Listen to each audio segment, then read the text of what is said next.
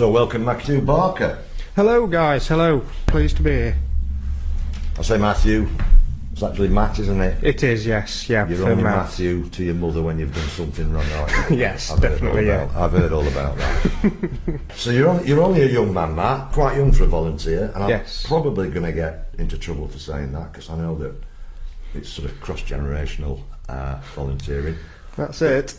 Do you want to just start off by, before we get to the point of your volunteering, you obviously left school at, what, 16 or Yes, 16, 16, yeah, 16. Do you want to just talk about what your sort of ambitions were when you left school, where you thought you were going to end up, and what happened, and how then you got into volunteering? Well, to be fair, Gary, when I left school, I didn't really know what I wanted to do or what my aspirations were. So I went into the job centre and they pointed me to the volunteering route, and I thought I might as well give it a go to see where things lead to.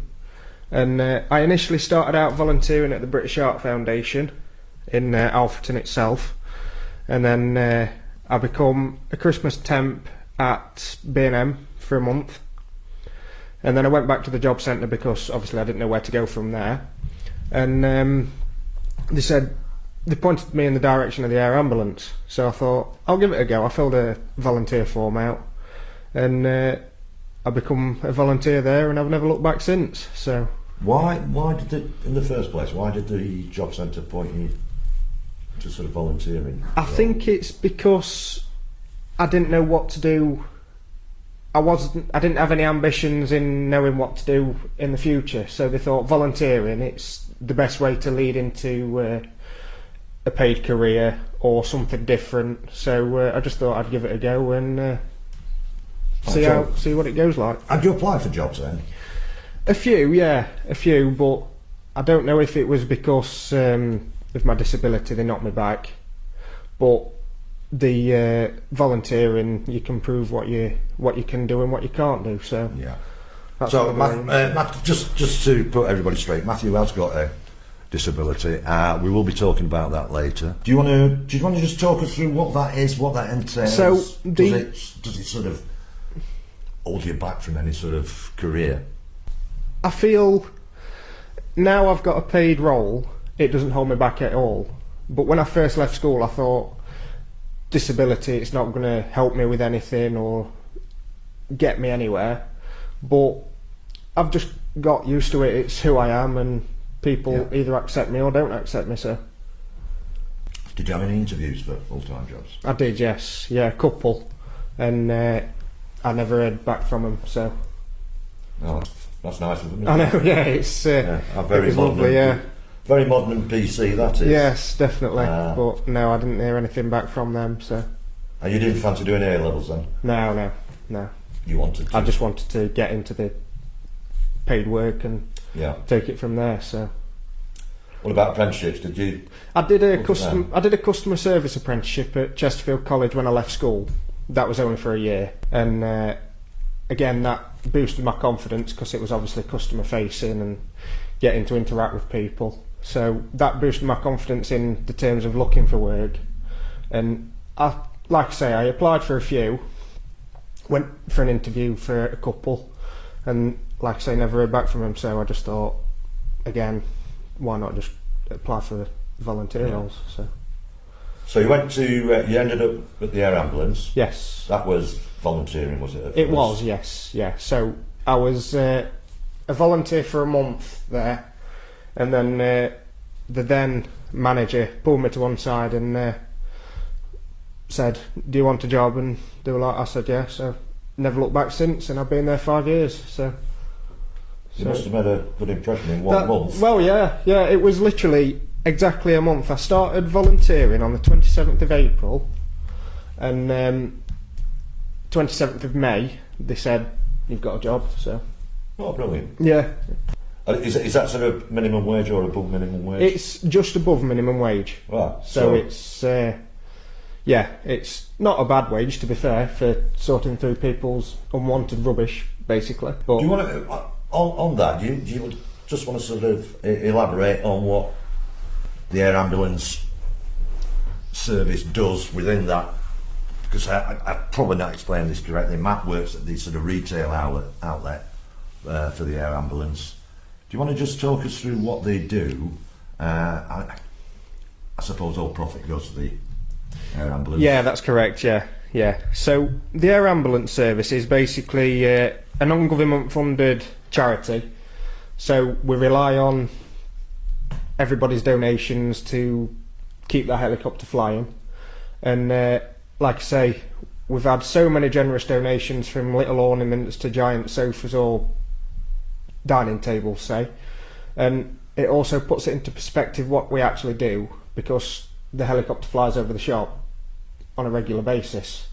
So we look at that and think, we're doing it for you, basically, and it just makes everybody feel as if they're doing something and giving back to the community. So right, yeah. So I mean, so in this area we've got the one air ambulance. We've got two actually. Right. The Derbyshire, Leicestershire and Rutland run four air ambulances. So we've got two children's air ambulances. They basically transit children from Great Ormond Street Hospital in London to any other children's hospital around the country. So it cuts down on road time, cuts down on journey time, say via road. Yeah. And we've also got the HEMS helicopters. They're the yellow ones that fly over, so they go to road traffic accidents and things like that. So we have got four running in the charity. Right. So that's nothing to do with the NHS then? They employ NHS paramedics. Right. But other than that, no, it's they're a sole entity themselves. So the sort of diesel, the maintenance, buying of the helicopter, I assume, all comes from that. Yes. Through that charity. Yeah.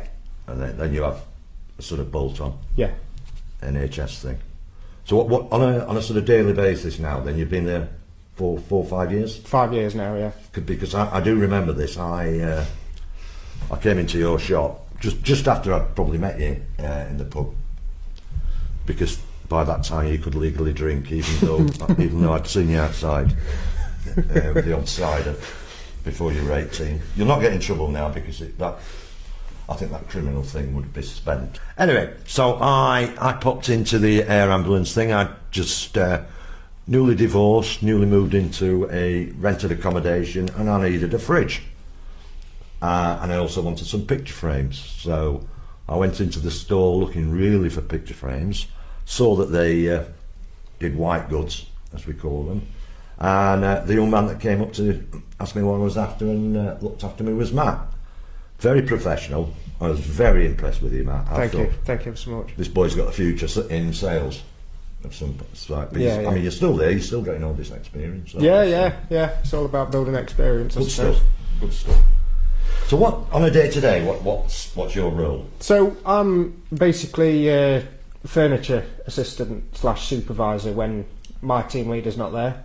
So I look after all the big bulky sofas, wardrobes and everything. So dragging them off if they sell, ready for the delivery drivers to take them out, and then replacing them. But mainly I just do a bit of everything.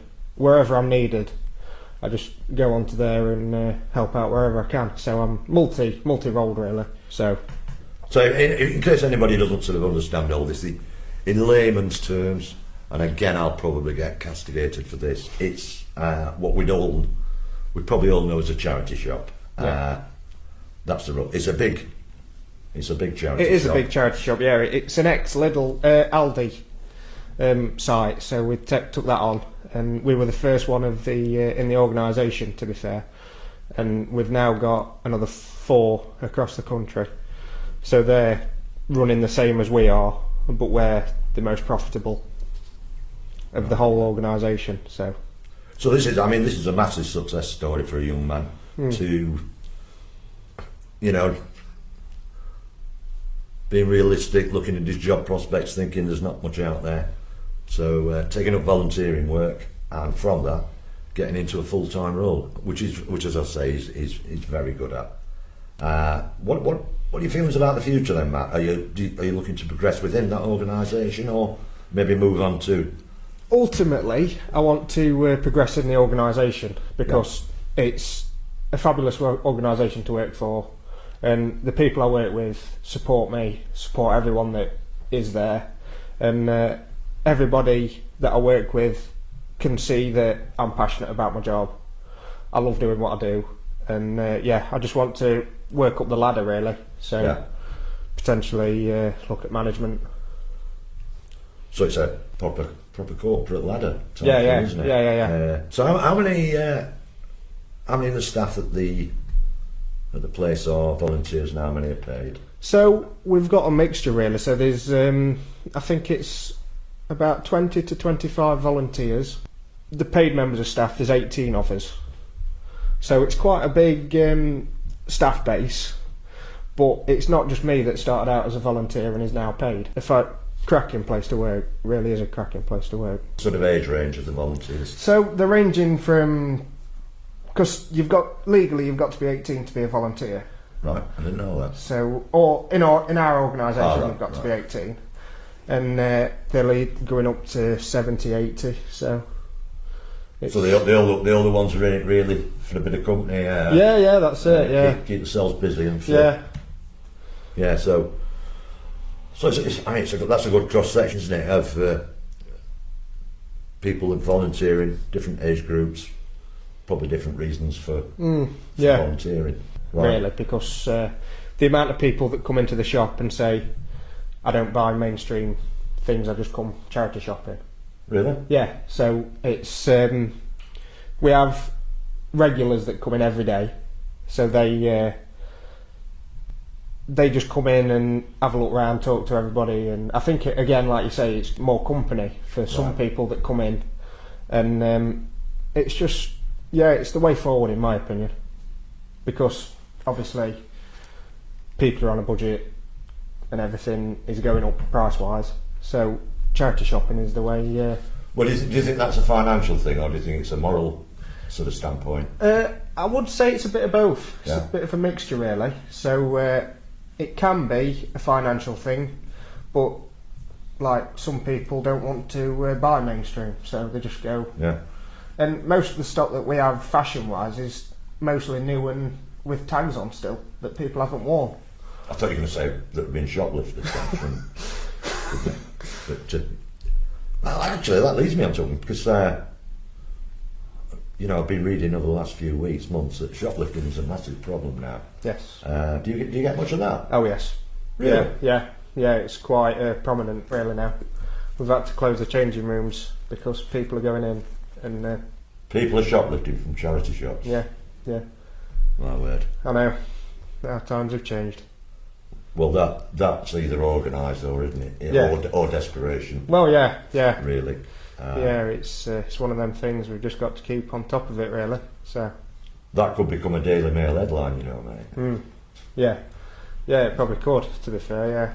Shoplifting from a charity shop, the new big thing. Yeah. What's gone wrong with the country? Yes. Yeah. So there's not a them and us, is there, between volunteers and No, definitely full-time not. staff? No. We just see everybody as a team. We couldn't do it without paid and volunteers. So we're all one team, definitely. So. And are you short of volunteers? We're always crying out for them. Right. So they can come into store, pick up an application form, or fill one out on our website. So that'll then get sent off to head office, and then they'll get in touch with us, and they'll be invited to come and look around the store and see what they want to do with us. They come into store, they speak to the manager and assistant manager, that's Tina and Becky in our store, and they ask them what they want to do. They don't say you're doing this, you're doing that, because they might not be customer facing sort of people. Yeah. So it's not just about customer facing on the shop floor, on the till. There's also back room in the warehouse, so they can sort through bric-a-brac, they can sort through media like CDs and DVDs, for example, and that just takes the pressure off. I wouldn't say pressure, I'd say more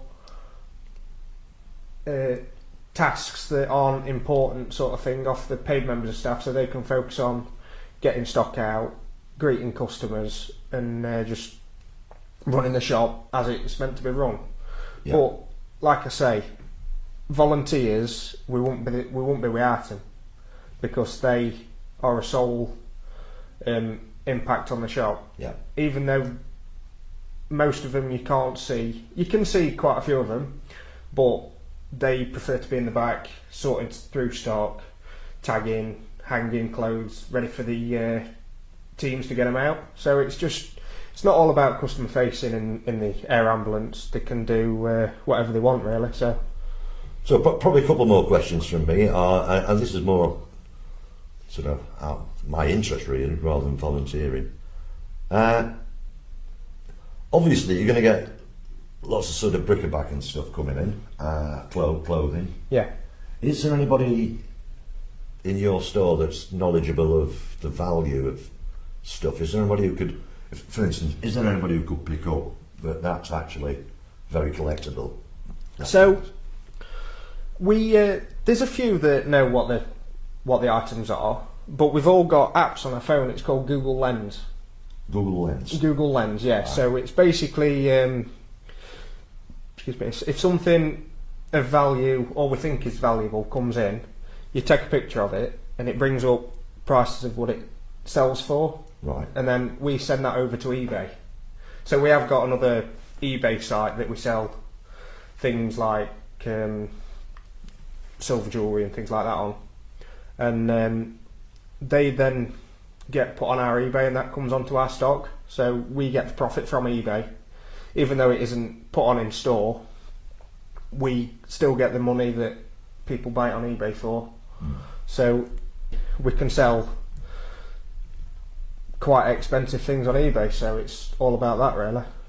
So anybody listening to this who wants to either donate or volunteer to the air ambulance, is that what it's called, air ambulance? The air ambulance service, yeah. The air ambulance service, and get yourself down to Summercoats. Yeah, you're more than welcome. Come and join us. We're a good bunch of people, definitely. Well, that's been fantastic, Matt. A success story. So it's not just about, this isn't just about talking to volunteers or doing something to sort of meet new people or do good deeds. You've gone into it knowing that there might be a full-time Yeah, role, definitely, yeah. Which is good. It's it's your way of getting in there. Thank you ever so much, guys. So, podcast number 2 in this series, and the first interview with volunteer. I'm happy that we've got Matt Barker in, who works for the air ambulance in Summercoats.